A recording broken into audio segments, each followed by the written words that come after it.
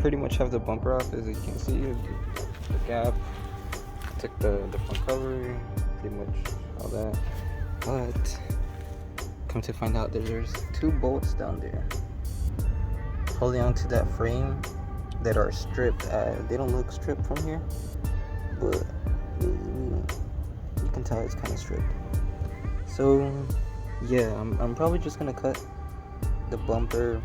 I know it's a bad idea, but something like that, square, and get away with it. I could go from the bottom and try the actual bolt, but I have to take out my front splitter, and my front splitter has like 20 bolts, so we'll see what happens. Look at my AC condenser, that's bad.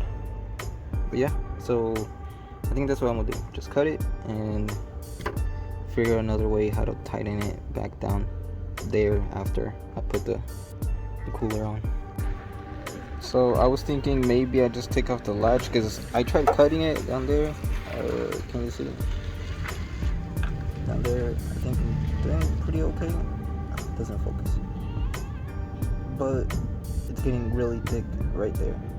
So what I'm thinking is just taking out the hood latch, sliding the transcooler, then bolt it up and go from there. I'm gonna try it. So my phone's about to die, but I wasn't able to take off the bolt, but I was able to loosen it up. Yeah, so I have a bolt here, bolt there. The brackets are usually straight, but I kind of bent them. And yeah, so I put already the fitting from, I think it's called NPT to AN, but I have it covered. I should cover that one. I don't have the covering thing. I'll look for it right now, but I'll continue tomorrow. I'm probably gonna put the bumper back on, just so I can drive it around a little. And yeah, I'll install the lines and all that. So stay tuned. Bro, I forgot to put a bolt there, and my whole fender liner came off. Almost took my side skirt. Here it is. Bruh. Wow. I think I had left off on removing the bumper or putting the bumper back on, but yeah. So I already got it. I already installed it yesterday morning, and let's see if you can see it. That's right there. That's one side. And here's the other side. Pop the hood. If I can get it open.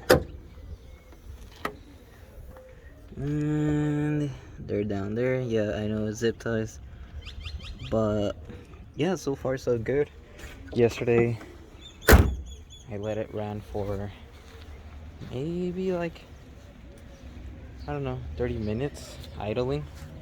And my temps didn't go above, I want to say it didn't go above 160, and I drove it pretty hard several times. I drove it pretty hard, and yeah, 160. Before it would go way higher than the oil temp. My oil temp is usually like 212, but yeah. So now yesterday I ran it.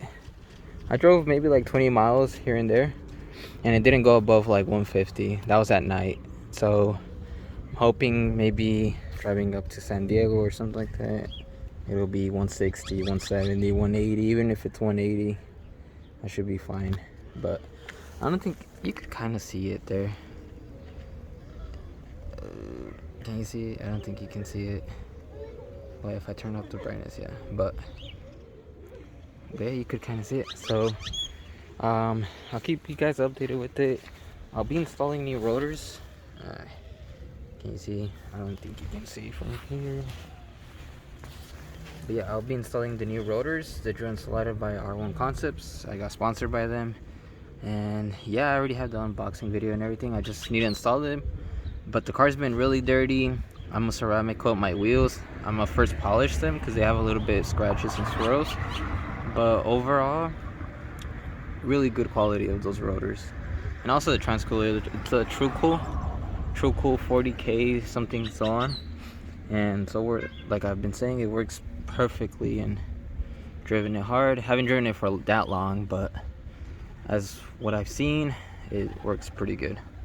So yeah, I'll be uploading and installing the rotors, my bad, and the brake pads soon this week, later this week. So yeah, stay tuned. Thanks for watching.